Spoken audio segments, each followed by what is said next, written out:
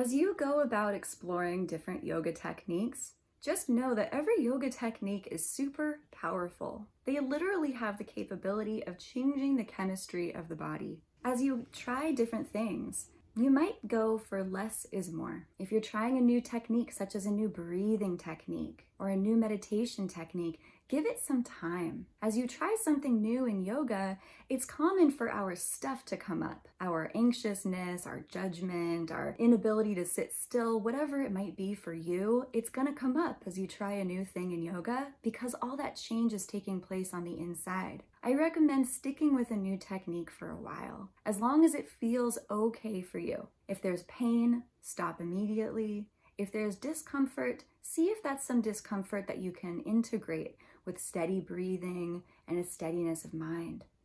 Harness your curiosity. Your personal experience of a new technique will be your greatest teacher. So give it some time to show you what it might have to offer you. Know that you can always discontinue a technique if it doesn't feel quite right.